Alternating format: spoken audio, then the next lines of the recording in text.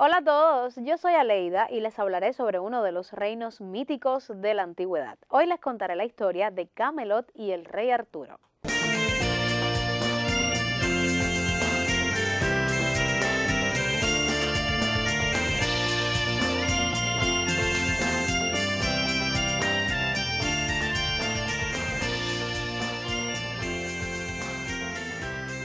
Arturo de Bretaña, como también se conoce, es un personaje tanto de la literatura inglesa como galesa. Por muchos siglos se ha especulado si este personaje estuvo inspirado o no en un caudillo real. Las primeras referencias a Arturo aparecen en la literatura celta, en una colección de poemas a los héroes del reino de Gododin. El primer relato dedicado al personaje de Arturo como tal se encuentra en la Historia de los Reyes de Bretaña, escrita entre los años 1130 y 1136. En esta primera obra, el rey Arturo era un soberano de Gran Bretaña que derrotó a los sajones y estableció un imperio en las Islas Británicas. Ya desde esta historia primigenia aparecen junto a Arturo personajes como Uther Pendragón y el mago Merlín, así como referencias a la legendaria espada Excalibur y el famoso reino de Camelot. También se pueden reconocer personajes y lugares que aparecerían o serían escamoteados en relatos posteriores como Mordred, Morgana y Avalon. A partir del siglo XII, Arturo fue el personaje central de un conjunto de leyendas y romances, sobre todo en idioma francés. En este periodo se añaden al relato figuras como Lancelot, Percival y el Santo Grial. Se escriben varias novelas de caballerías con la temática de caballeros del reino de Arturo. Como era un relato medieval, la reescritura implicaba la modificación de varios de los elementos paganos que fueron tomando un matiz cristiano que vincularía el pasado celta y galés con el cristianismo. Después de haber gozado de una increíble popularidad durante la Edad Media, la leyenda del rey Arturo cayó en el olvido hasta el siglo XIX, cuando fue retomada por el movimiento romántico. El libro más popular del siglo XIX fue La muerte de Arturo, de Sir Thomas Malory, que aborda la historia de este soberano con los caballeros de la mesa redonda del reino de Camelot. Este relato ha sido el que ha inspirado a otras historias como novelas y sobre todo películas que han contribuido a mantener vivo el interés por este personaje y su leyenda. El rey Arturo ha encarnado los ideales de varias épocas, pero siempre ha representado la idea de un líder nato que se forja a sí mismo, aunque en algunas versiones se apela al carácter divino de su poder con el relato de la espada en la piedra. La leyenda de Arturo, Camelot y los caballeros de la mesa redonda ha sido transformada para mostrar los diversos ideales de las épocas en donde se concibieron estas historias. Desde la literatura hasta el cine, el personaje del rey Arturo representa al hombre que luchó por implantar la justicia en su época, que modificó los paradigmas de su tiempo para traer la paz y la prosperidad. El documental que les presentamos hoy nos muestra sobre el legendario reino de Camelot, un lugar utópico donde el rey Arturo implantó un gobierno de justicia en medio de tiempos convulsos. Espero que lo disfruten.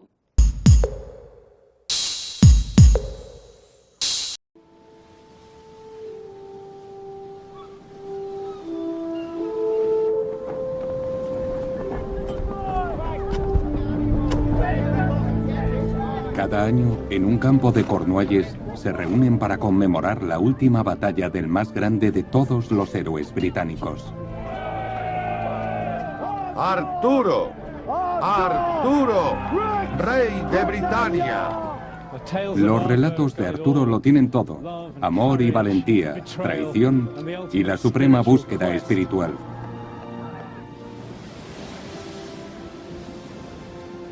Esta es la búsqueda de la leyenda del rey Arturo, un viaje a través de la Gran Bretaña, Francia e Irlanda célticas. Una historia de alquimia antigua y misticismo medieval. El relato de una edad de oro perdida, que un día regresará. Y más aún, la historia de Arturo, como decían los bardos celtas, era la esencia de Bretaña.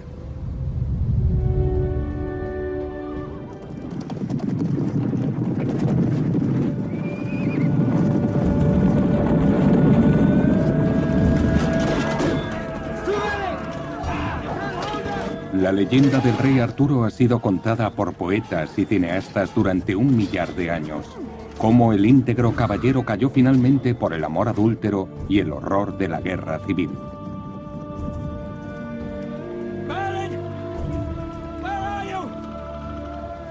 Tiene personajes inmortales y símbolos imperecederos: el Santo Grial, la mesa redonda y la espada mágica, Excalibur.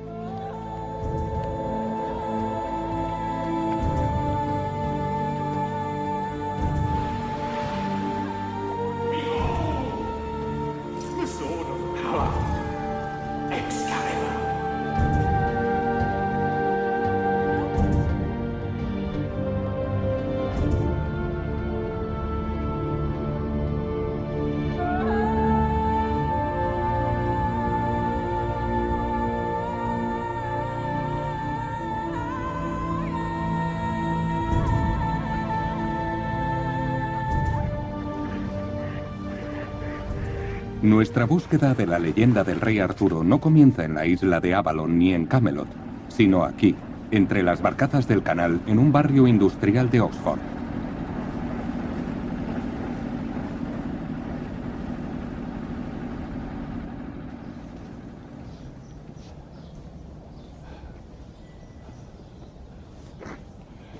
Es extraño poder establecer el tiempo y lugar exactos en los que un gran narrador crea o recrea un mito.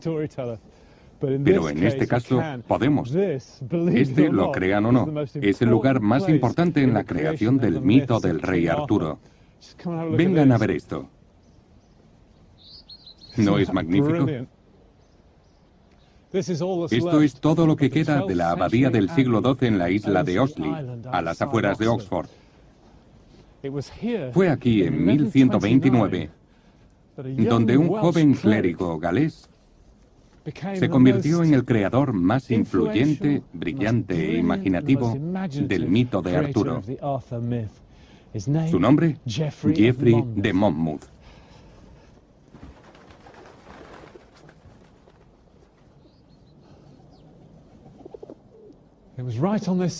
Justo en este lugar, Geoffrey creó una historia imaginaria sobre los celtas, como los celtas habrían soñado que fuera.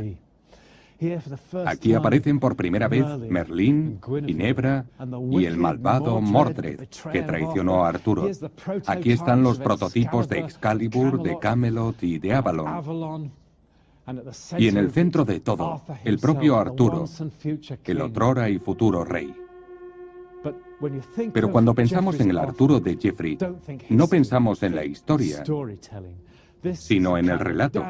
Es una especie de programa del corazón medieval, en comparación con el cual los hechos meramente históricos resultan aburridos.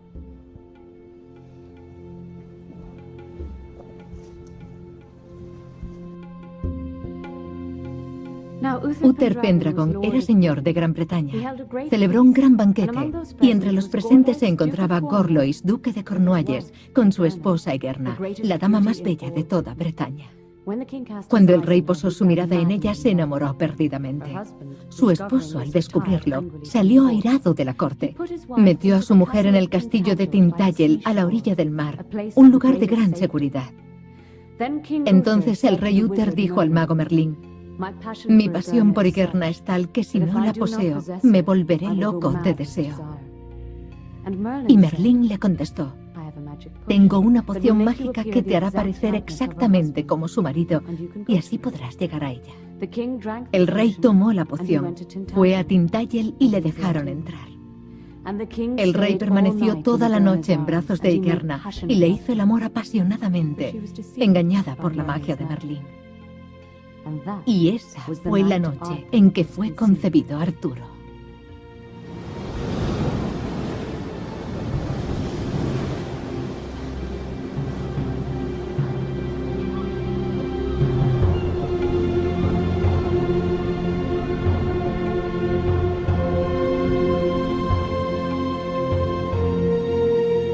Los grandes mitos necesitan grandes escenarios, y la fortaleza de la alta Edad Media de Tintagel en Cornualles suplicaba ser incluida.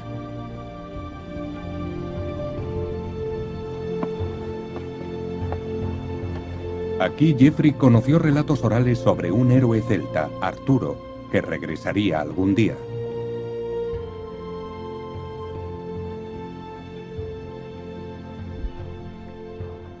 Sabemos que Geoffrey estaba escribiendo hacia 1130, seleccionando historias de todo el país, y que de algún modo se vio inducido a visitar Tintagel. Su descripción, cuando llegamos a la cuestión de la deshonesta concepción de Arturo, deja perfectamente claro que estuvo aquí.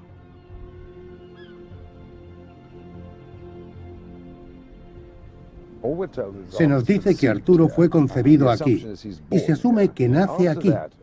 Después, en la historia de los reyes de Gran Bretaña, no dice que Arturo tenga nada que ver con Tintagel, pero eso fue suficiente para prender la mecha. Una serie de creencias se unen gracias a este genio del romance, el Jeffrey Archer de nuestro tiempo. Es un libro maravilloso, El historiador, y lo situó aquí.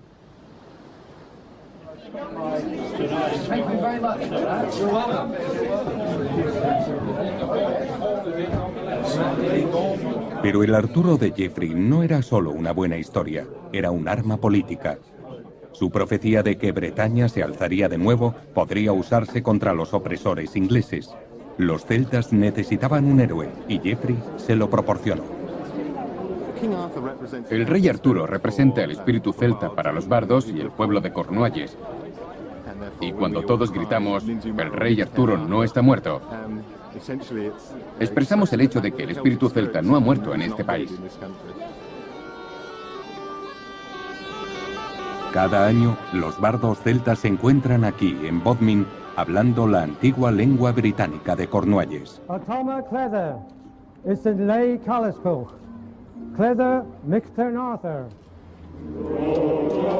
Jurando sobre la Excalibur de Arturo su independencia de los ingleses.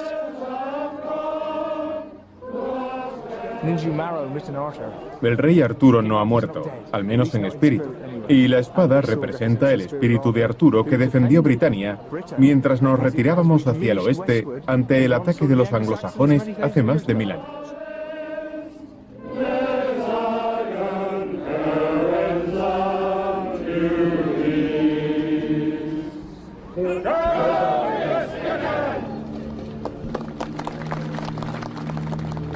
Pero la idea de Arturo como un héroe de la resistencia contra los ingleses era mucho más antigua que Geoffrey. En el Imperio Romano, Britania era la joya de la corona. Cuando se fueron los romanos fue codiciada por los bárbaros, especialmente los sajones, antepasados de los ingleses actuales, que surcaron el mar desde Alemania.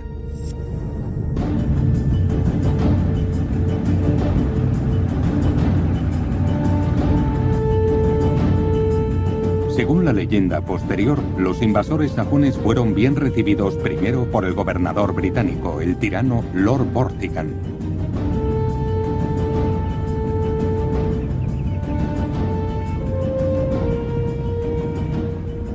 La tradición anglosajona dice que el primer desembarco de los anglosajones fue en un lugar llamado Iguinas Fleet, que la mayoría relaciona. ¿Dónde está Ebbsfleet?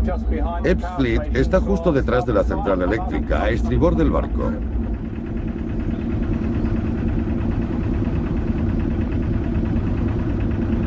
Parece un lugar anodino de la Gran Bretaña del siglo XXI, ¿verdad? Pero este es el escenario, quizá, de los hechos más trascendentales que hayan ocurrido jamás en la historia de las Islas Británicas. Estamos en uno de los canales pantanosos entre la isla de Thanet y el interior de Kent. Según la leyenda, fue aquí, en el año 440 después de Cristo, donde llegaron 3 barcos bajo el mando de 2 jefes sajones paganos. Se llamaban Hengest y Horsa, el semental y el caballo.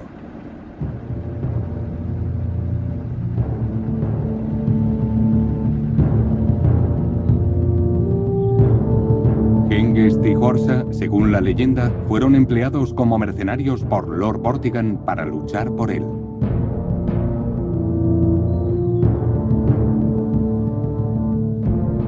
Desacertadamente, quizá, Vortigern les dio tierras como recompensa, pero los sajones pronto se volvieron contra él y se expandieron por su cuenta.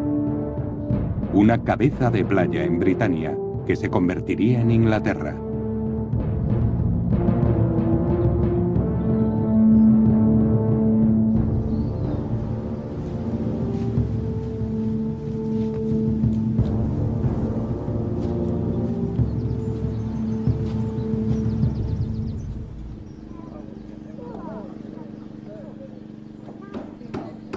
En el corazón del Kent rural, este grupo recrea el antiguo pasado inglés. Están construyendo una casa sajona. Para Kim Sidon es un sueño hecho realidad. Es asombroso. Es como los grandes establos medievales. Sí, así es. Es la misma idea, supongo. Sí, la carpintería es muy similar. La casa contará con todos los detalles históricos, pero también expresará un mito inglés. ¿Dónde está la chimenea? Estás encima. Será grande y ocupará el centro del edificio, quizá de 4 metros.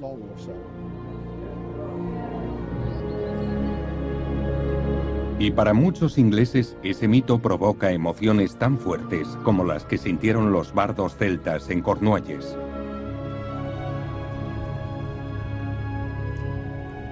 Pero entonces, los ingleses fueron los vencedores. Athelstan, König, Eorl Grichten, Birnabeagifa, and his brother Eark Edmund Athelin. On this island, Este poema fue escrito hace más de 1000 años en inglés antiguo. Sweordus Ejum, Sithen Engle on Saxe, Habla de la llegada de los sajones y de la conquista de los britanos. Britannia Sochtan, Ert Begetten. Anglos y sajones. Casi se entiende bien en inglés moderno, ¿verdad? Los anglos y los sajones que surcaron las olas para llegar a Gran Bretaña y tomaron sus tierras. Increíble, ¿verdad? Inglaterra. Inglaterra es una idea que ha iluminado al mundo durante un milenio. La tierra que alberga los huesos de los que murieron por ella. Inglaterra sigue siendo una idea, un ideal, y está enraizada en los corazones de muchos de nosotros. Hablo también por la gente normal que, como nosotros, quiere recrear este periodo.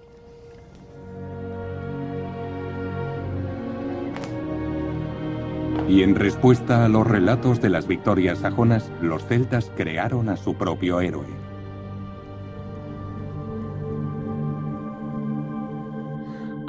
Arturo, el señor de las batallas, luchó por los reyes de Britania contra los invasores sajones. Libró 12 batallas y llevó la imagen de la Virgen María en sus hombros y a nuestro Señor Jesucristo en su corazón. En su 12ª batalla en Mount Baden, 970 sajones cayeron en un día en una sola carga y fueron abatidos por Arturo solo. En todas sus guerras salió victorioso.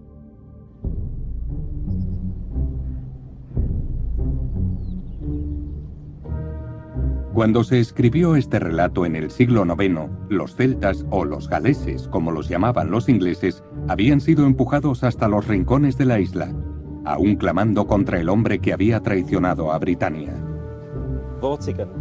Vortigern, que había huido de los sajones, a los que había invitado al país para ayudarle en sus batallas, decidió construir un castillo en uno de los lugares más resistentes de la isla de Gran Bretaña.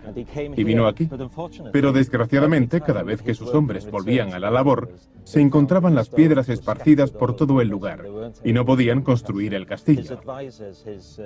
Sus consejeros le dijeron que era una maldición que hacía imposible construir nada allí y que la única manera de romper la maldición era encontrar a un joven de cabello dorado cuya madre confirmara que no tenía padre, que mataran al joven y rociaran con su sangre la cima de la colina.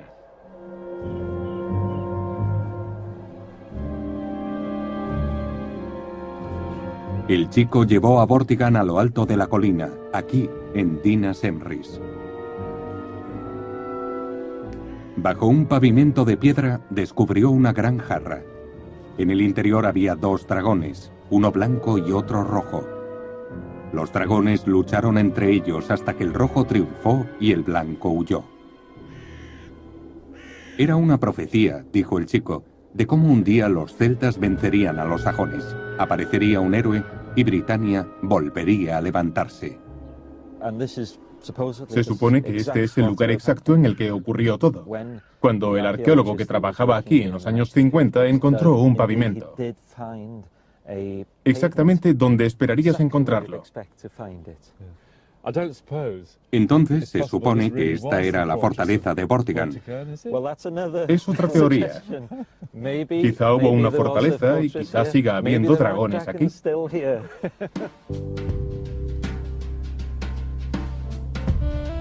Librado de la muerte, fue el chico rubio el que profetizó el regreso de Arturo. El nombre del joven era Merfyn, o como nosotros le conocemos, Merlín. Pero para los galeses, Mervyn es también uno de sus primeros bardos, y los poetas galeses actuales siguen invocando su inspiración. La imagen de Merlín que tenemos hoy es parecida a la de Gandalf en El Señor de los Anillos, ¿verdad? Pero ¿quién fue el primer Merlín? Fue un poeta celta del norte de Inglaterra, cuando toda Gran Bretaña era británica, galesa. Se convirtió en una especie de vidente, pero no en un mago. No convertía ranas en príncipes. ¿No hacía trucos? Pero veía cosas que el resto no podía. Sí, es más un profeta que alguien que saca conejos del sombrero. Sí, eso es. La poesía más antigua que se conserva le describe en el bosque con un cerdo, con el que habla como si fuera un familiar.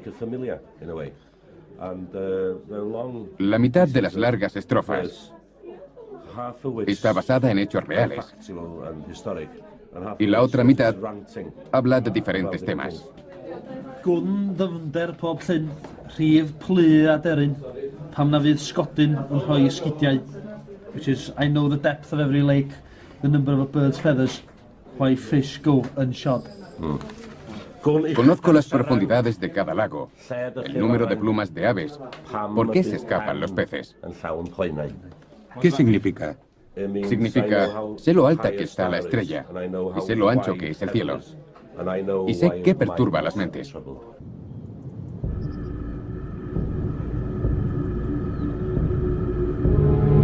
Arturo vio la luz a través de la poesía y la profecía. Pero es la magia de Merlín la que le convirtió no solo en guerrero, sino en rey. En Nochebuena, cuando los nobles de Inglaterra salían de la iglesia, vieron una gran piedra con un yunque en el que se había introducido una espada. En su hoja decía, el que saque la espada de la piedra será rey. Todos los caballeros más valientes lo intentaron, pero nadie pudo moverla. Entonces, el joven Arturo, que pasaba por allí en su caballo, vio la espada, descabalgó, cogió la empuñadura y la sacó. Y el arzobispo dijo, aquí está el hombre que Dios ha elegido, como todos habéis visto. Y así es como Arturo se convirtió en rey.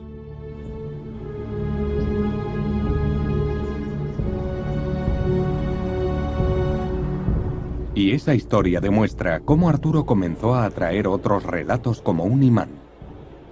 Hi, Neil. Hello, Michael. Hi. Oh, so this is it. This is a simple charcoal furnace we're using today. Take a seat. Thank you. That's it. You just go left and right. That's great. La espada de la piedra es una de las leyendas más famosas de Arturo. You can go a little bit slower. Pero esta parte de la leyenda puede provenir de tiempos mucho más antiguos. En la Edad del Bronce, esto era algo absolutamente mágico, como una innovación tecnológica espectacular. El herrero es el que transforma los metales en algo bello y extraordinario.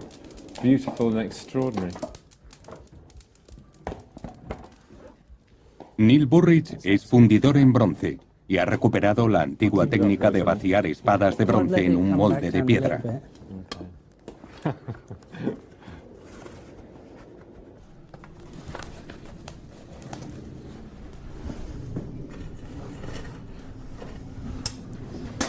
We get rid of some of this charcoal on the top.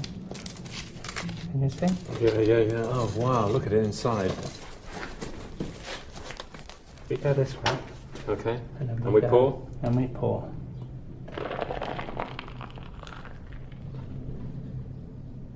There we go.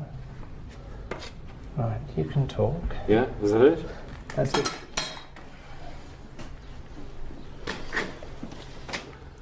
We can tell it's set now because it's not moving. So if we use this, push the middle, we can tell it's set. Wow. So now we're going to lay it down. Yeah.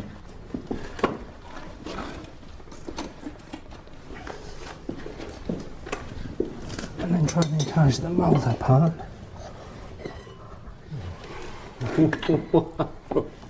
So we've got a nice casting. God, See? look at that. That's absolutely amazing, isn't it? Yeah. It is magic. So there's the sword in the stone.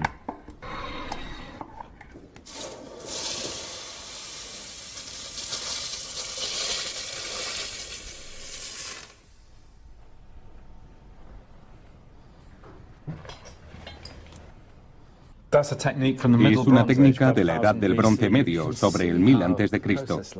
Pero podemos ver cómo un proceso como este fue el tipo de cosas que bardos y poetas rememoraron y escribieron. Quizá la historia de la espada en la piedra es un vestigio de un pasado antiguo.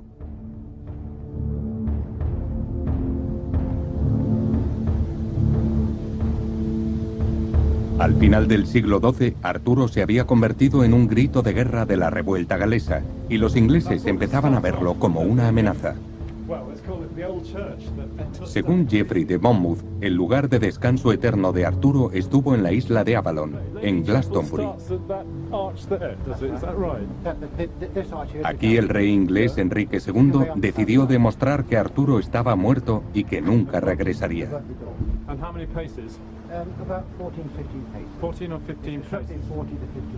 Las pistas de las crónicas medievales nos permiten saber lo que ocurrió realmente en la primera excavación arqueológica británica.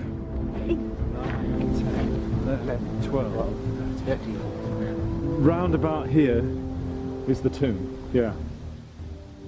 Cuando empezaron a excavar, levantaron un pabellón alrededor para que la gente no viera lo que hacían. Lo acotaron como una investigación policial. Como una investigación policial, sí. Fantástico. Y Gerald de Gales dijo que habían llegado a 5 metros. ¿Y qué dijo Gerald que encontraron en el fondo? Un enorme ataúd de roble con 2 esqueletos en su interior. Uno de Arturo y el otro de Ginebra. Esta es una página de la Britannia de Camden.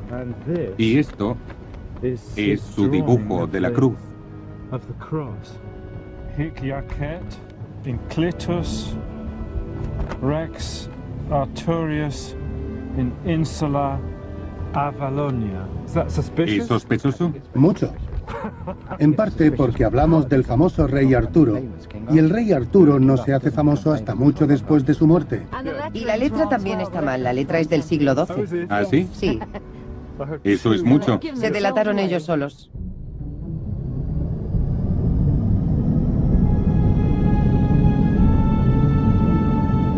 Con una nueva tumba en Glastonbury, Arturo se convirtió en una atracción turística. Mientras, su leyenda se hacía internacional. La esposa francesa de Enrique II, Leonor de Aquitania, contrató a poetas franceses para escribir nuevos mitos de Arturo. Su Arturo era un héroe cortés de la era de la caballería.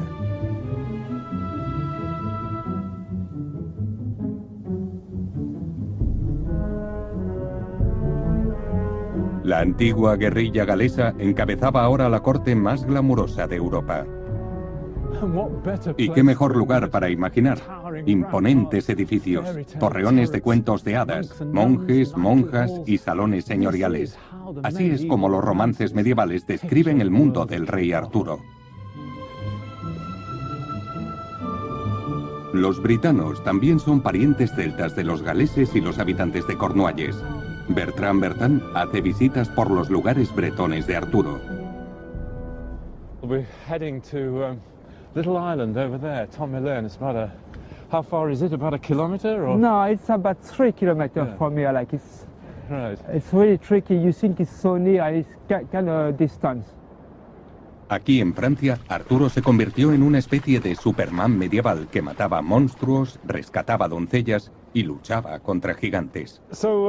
Las historias de Arturo y Merlín son bien conocidas aquí en Francia y Bretaña. Sí. Hay una leyenda británica sobre un gigante. Arturo vino aquí y acabó con él. ¿Tenéis también esa historia aquí? Sí, era un ogro que llegó de España. ¿Un ogro que vino de España? Vaya, fantástico. Era enorme y vivía en esa isla del monte San Michel. Arturo iba de camino a Roma. Aquí había una princesa que tenía problemas y decidió rescatarla. Arturo mató al ogro, pero era demasiado tarde. La princesa Helena ya había muerto. La leyenda bretona dice que la enterró aquí, en la isla. Ya hemos llegado. Estamos en la cima. Se ve el monte San Michel. Y Bretaña se convirtió en otro país de Arturo. Es muy humano crear historias maravillosas en lugares de tal belleza y relacionarlos con paisajes reales.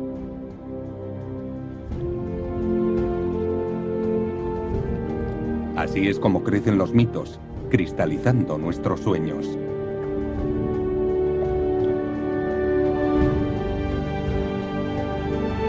Fue aquí en Francia donde los soñadores medievales hicieron del relato de Arturo y sus caballeros un centro de los valores espirituales de la era.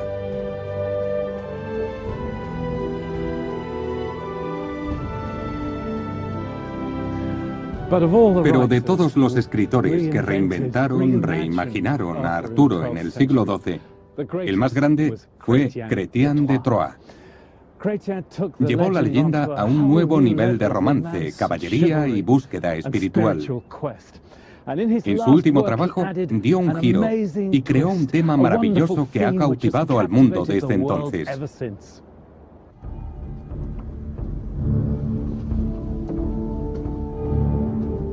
Un joven caballero, Sir Percival, llega cansado y hambriento a un castillo mágico. Desde aquí hasta Beirut, dice Chrétien, nunca se ha visto un castillo más hermoso. Pero una oscura amenaza de guerra y sufrimiento se cierne sobre la región. Percival es llevado al salón y allí se sienta como si fuera un banquete. Y observa en silencio la visión que se desarrolla.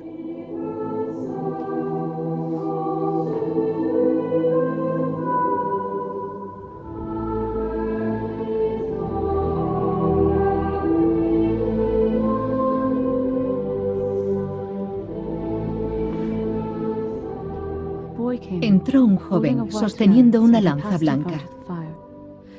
Pasó por delante de la chimenea. Todos los presentes vieron una gota de sangre en la punta de la lanza. La gota roja fue cayendo hasta su mano. Entonces llegó una joven muy bella. Entre sus manos sostenía un grial. Cuando llevó el grial al salón, se llenó de una luz tan brillante que las velas perdieron su fulgor como la luna o las estrellas cuando sale el sol. Y Percival se fue a dormir deseando conocer el significado de esa visión y quién sería servido con el grial.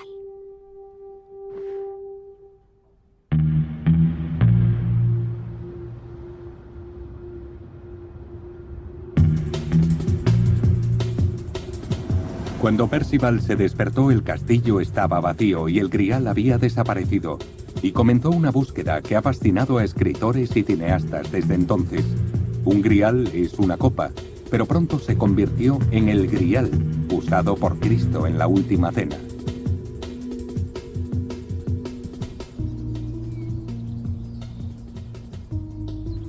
That's a sweet place, isn't it? El relato creado por Chrétien regresó a Inglaterra y pronto se extendió hasta la frontera con Gales. Si quieres encontrar el Santo Grial aquí, la llave, o mejor dicho, las llaves, se guardan en la tienda de Hodnet Village. Hi, Janice. Nice to meet you. Sorry to disturb you. Can we borrow the key for the church? Yes, you certainly can. I've got it here. Now, Brilliant. it's a bit complicated. That's the outer door. Okay. You go into the little door in the corner. Okay. So that's the outer door upper lock. Okay. That's the inner door upper lock. And the inner door bottom lock. Thanks very much. La historia del Grial aparece en una leyenda de Shropshire del siglo XIII y resurge con un anticuario victoriano, Thomas Wright. Graham Phillips ha pasado años intentando desentrañar el misterio. Cree que Wright dejó pistas del paradero del Santo Grial en la vidriera occidental de la iglesia del pueblo.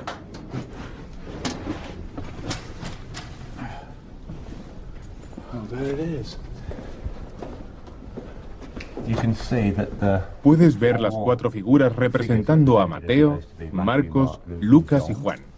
aunque Juan es claramente una mujer en esta representación. Quizá María Magdalena. Y como el cáliz se llamaba el cáliz de María, supuestamente fue el que usó María Magdalena para recoger la sangre de Cristo. En la crucifixión sostienen la copa que recoge la sangre de Cristo. ¿Qué te trajo hasta aquí? La familia Fitzwarren tenía una copa que decían era el Santo Grial. Sus descendientes eran los Vernon, y su descendiente fue Thomas Wright, el hombre que hizo colocar esta vidriera. El argumento se complica. Sí, dice tener la copa, pero no tiene hijo a quien legársela. Ninguna historia ha generado tantas teorías conspirativas. Pero es un testimonio del poder seductor del mito y sus símbolos. Y si una de esas figuras es importante, debe ser la que está situada encima de la cabeza de San Juan, el águila.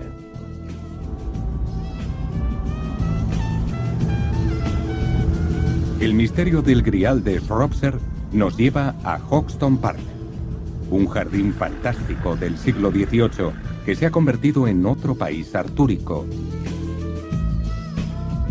Pero este se hizo por encargo.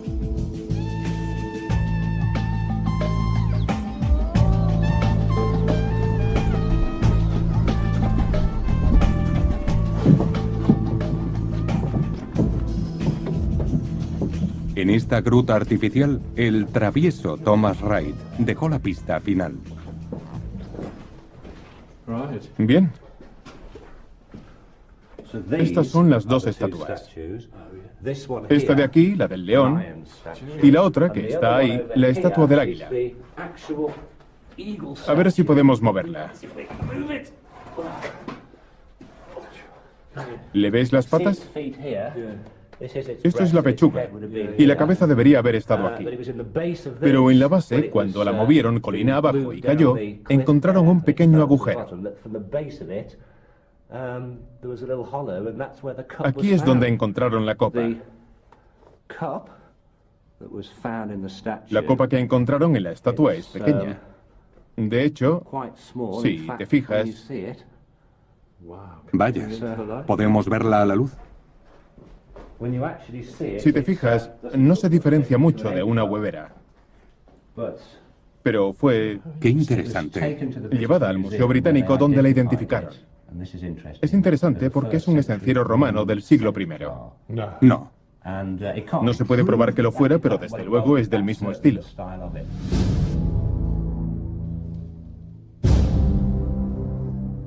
Seguimos siendo un pueblo medieval. El poder del relato es tal que queremos que sea cierto.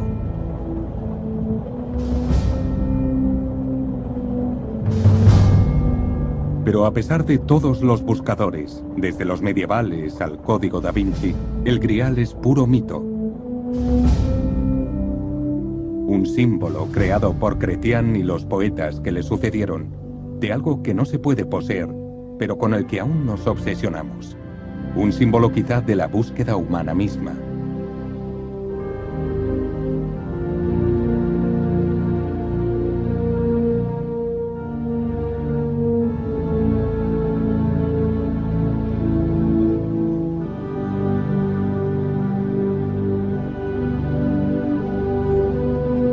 Y el Santo Grial no es solo el símbolo de Arturo, creado para satisfacer nuestras necesidades. En la Inglaterra medieval creían que el Camelot de Arturo era Winchester, y aquí tienen la mesa redonda. Es el símbolo por antonomasia de la igualdad entre los hombres de poder, copiado en parlamentos de todo el mundo y en las Naciones Unidas. Se hizo para Eduardo I en 1290, después de reenterrar los huesos de Arturo en una tumba de mármol en Glastonbury. Well, this is the best way to view it. I've been so near it for years. Entonces es falso, pero también es real. Wow. Now we're up here, you can start to make out the names of the heroes, can't you? Galahad, Lancelot de Lac, Gawain. Oh, that's Gawain. That's Gawain. And then Percival. And this is Tristram. Tristram de Lians. Gareth. Bedivere, and all the odd ones. 200 años después, la mesa fue repintada por otro aspirante a Arturo, Enrique VIII. Entonces, ¿cuándo fue pintada? Después de agosto de 1516. Enrique vino aquí en su primera visita como rey y la vio en tan malas condiciones que emitió una orden desde Southampton para reparar la sala y pintar la tabla. Es uno de los grandes símbolos, pero ha ido cambiando su significado a través de los siglos. ¿Cuál fue el interés de Enrique en la historia de Arturo? Enrique quería ser elegido sacro emperador romano. Y tiene un rey Arturo pintado con su propia cara. Este es claramente un descendiente de Arturo que rige la mesa redonda y a sus caballeros. Arturo renacido. Arturo renacido, redivivo.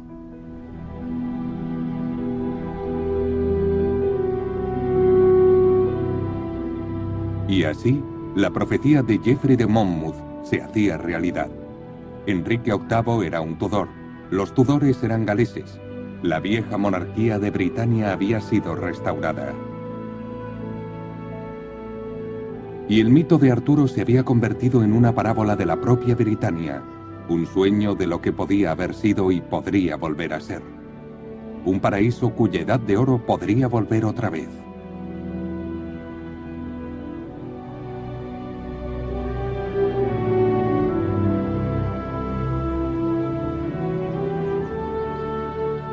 Pero años después fue el propio Enrique el que destrozó ese antiguo mundo para siempre. Cuando Enrique perdió el favor del Papa e hizo protestante a Inglaterra, ordenó la demolición de la cultura católica medieval de Inglaterra. Y aquí, en Glastonbury, en la isla artúrica de Avalon, descargaron toda la ira de la Reforma. Como los talibanes en Afganistán o la revolución cultural en China. Entre las bajas, los huesos que yacían en la tumba de mármol negra en medio de la nave, Arturo y Ginebra, o quienes fueran realmente, se perdieron para siempre.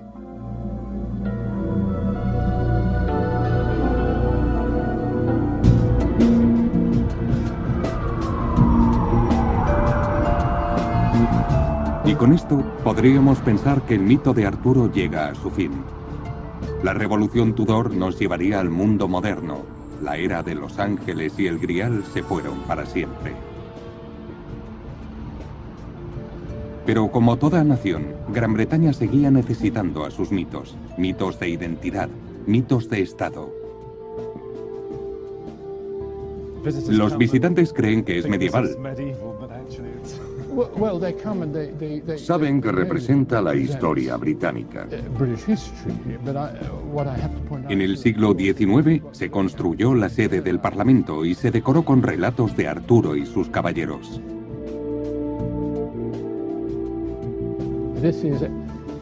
Esta es nuestra leyenda y mito. La que los victorianos creyeron era la más apropiada. Aquí, en el Salón de la Toga, cuando la reina Victoria se vestía para los grandes actos de Estado, lo hacía bajo la mirada de su mítico predecesor. En esta sala quisieron representar la estética, mitos y virtudes de la caballerosidad de la monarquía.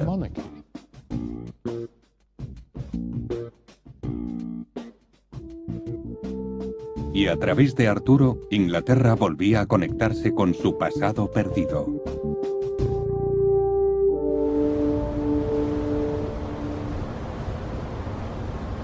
A no smoking policy is now operated in all internal accommodation on this vessel.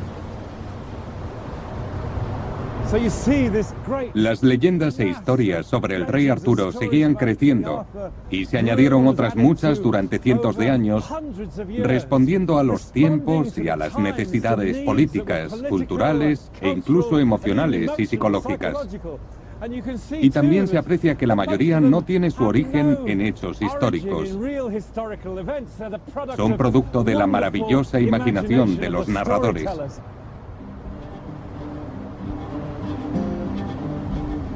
¿Pero eso es todo? ¿De dónde sacaron los primeros autores los relatos sobre Arturo? ¿Hasta dónde se remontaron?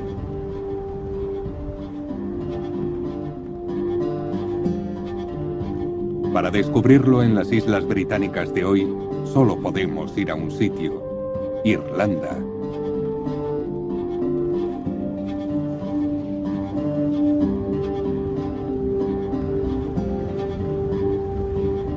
Fui a County Cork con el profesor Daggy O'Hogan para conocer a uno de los 2 contadores de historias aún vivos que pueden recitar los cuentos del héroe de la antigua Irlanda.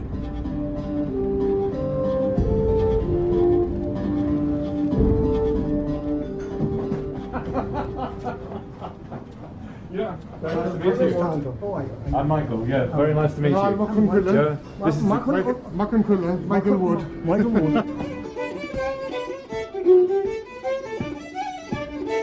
Patrick, el violinista, tiene 90 años y el narrador, Sean, unos espléndidos 80.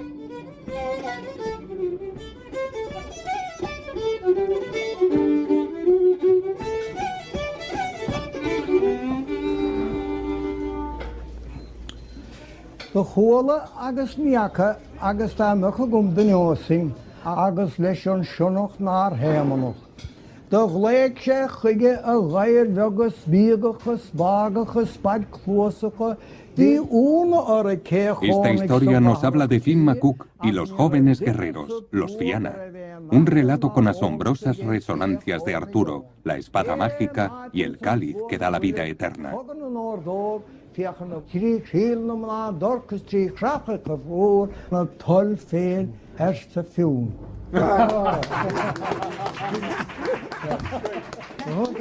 ¿Cuándo escuchó por primera vez estas historias? ¿Qué cautivó su imaginación? Las aprendí de los ancianos. ¿De los ancianos? ¿De los ancianos?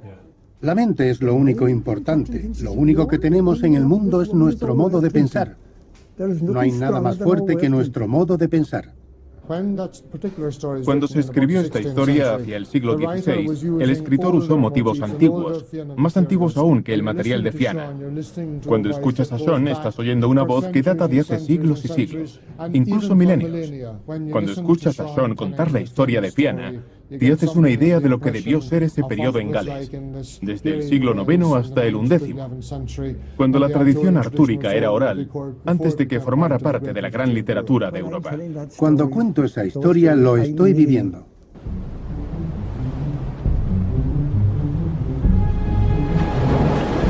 A través de Sean podemos rastrear elementos del relato hasta 1500 años atrás o más. Pero, ¿son solo fantasía? ¿Podría haber existido un Arturo real, como creen los galeses? Es un pequeño salto de apenas 20 kilómetros en su tramo más corto, entre County Antrim, en Irlanda, y las islas de Escocia. Esta franja de agua ha sido durante miles de años un corredor para inmigrantes, marineros y santos, así como para historias y leyendas.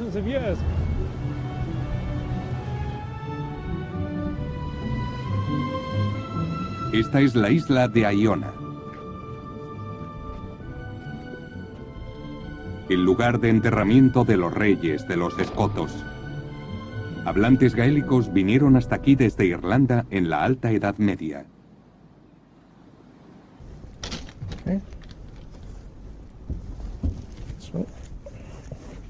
Aquí llegó en el siglo VI un santo irlandés, Columba, y convirtió a los escotos al cristianismo. ¿Esto es una edición del siglo XIX? Sí. Vino de lo que hoy llamamos Irlanda del Norte, y esta zona de Escocia ya había sido colonizada por su pueblo. Lo estaban pasando mal porque el rey de los Pictos, en el oeste de Escocia, no dejaba de hostigarlos. Quizá enviaron a Columba para que les ayudara a contrarrestar la presión del rey británico. La de Columba fue una era brutal de batallas entre escotos, pictos y sajones, y su vida fue descrita en una de las primeras biografías de Gran Bretaña. Esta es la parte crucial, el párrafo que estaba buscando. Trata sobre los hijos del rey Aidan, que fue el primer rey de los escotos, que surge de las sombras como una persona real. Y habla sobre la profecía que hace San Columba. Nunc barbarian fugam vertuntur. Edano quequam libet in felix tamen concessa victoria est. Las tropas del rey Aidan ganan la batalla, pero es una victoria desgraciada. 303 guerreros heroicos mueren en combate. Pero incluso más importante, en la misma batalla,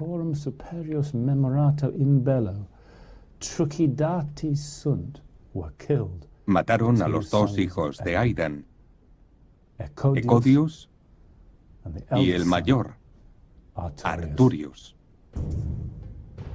Arturo.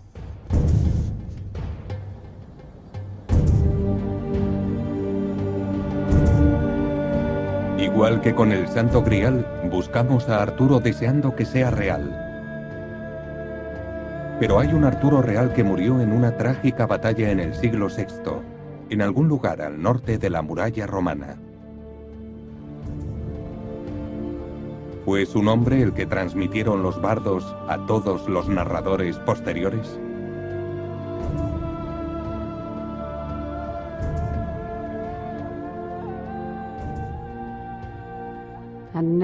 Nunca se vio una batalla más triste en tierra cristiana.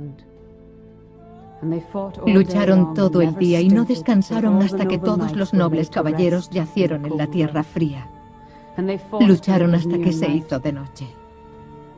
Y entonces el rey Arturo descubrió al traidor Ser Mordred y corrió hacia él gritando: «Traidor, ha llegado el día de tu muerte». Y el rey Arturo golpeó a Ser Mordred bajo su escudo con un movimiento de su espada. Cuando Ser Mordred sintió la herida de muerte, se impulsó con un último esfuerzo sobre la lanza del rey Arturo y golpeó a su padre Arturo con la espada en la sien. Entonces, Ser Mordred cayó muerto a tierra y el noble Arturo se desvaneció diciendo: «Ahora tengo mi muerte».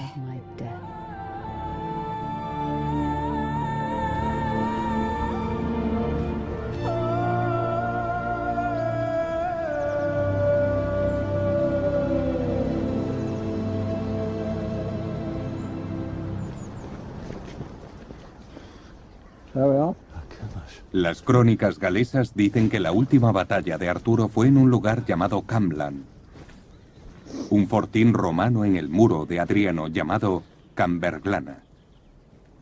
So beautiful. Well, now we're climbing the wall, you see. Oh, yes. So we're now inside the... You'll be now be inside the fort. Yeah. En el cobertizo del mayor Johnston había reliquias de finales de la era romana. This is amazing. Absolutely amazing. The fort was occupied by a team of Tungrians, a balanced force of infantry and cavalry. El fuerte nunca había sido excavado, pero sabemos que estuvo ocupado en el siglo VI, cuando pudo haber empezado la leyenda de Arturo. E incluso algo más extraordinario, el bardo galés, Merfim, el primer Merlín, cantó sus heroicas baladas por esta zona. No sé si conoces esta historia, pero en los Anales de Gales, que están en un manuscrito del siglo X en la Biblioteca Británica, hay una nota sobre una batalla en un lugar llamado Camlan, que si es un lugar romano, debe ser Camberglana. Sí, así es. Donde murieron Arturo y Mordred. Sí. Bueno, recuerdo eso de lo que sé sobre Arturo, pero nunca lo he relacionado con este lugar. ¿Podría haber sido aquí? Aquí quizá hay un vínculo tangible con un Arturo de la historia.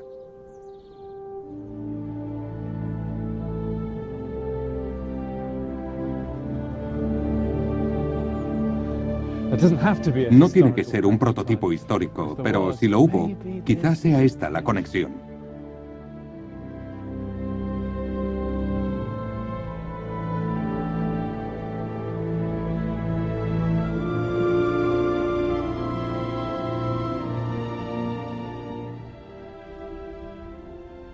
Moribundo, Arturo le dijo a Ser Bedivere: «Toma, coge a Excalibur, ve con ella al lago y tírala al agua». Pero Ser Bedivere no pudo tirar un objeto tan bello, y 2 veces escondió a Excalibur, y volvió al rey y le dijo que la había lanzado al agua. «¿Qué has visto?», le dijo Arturo. No he visto nada más que las ondas en el agua, dijo Bedivere. Traidor mentiroso, dijo Arturo. Me has traicionado 2 veces. La tercera vez, Bedivere tiró la espada al lago y apareció un brazo. Cogió la espada y la metió en el agua. A salvo, hasta el día en que regrese el rey.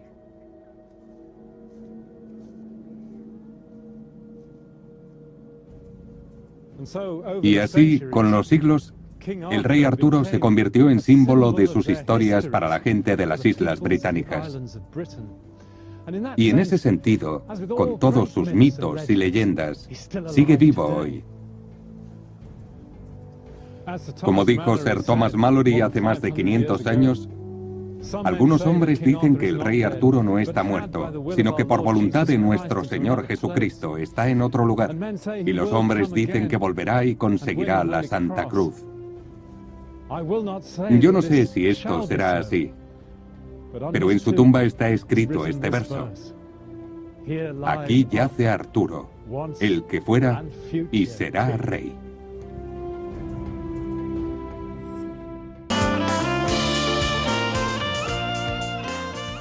El rey Arturo y su emblemático reino de Camelot han resultado bastante esquivos a los investigadores e historiadores. Sin embargo, estos no pierden la esperanza de encontrar pistas sólidas de su existencia. Les invito a que vuelvan la próxima semana para contarles otra historia. Nos vemos.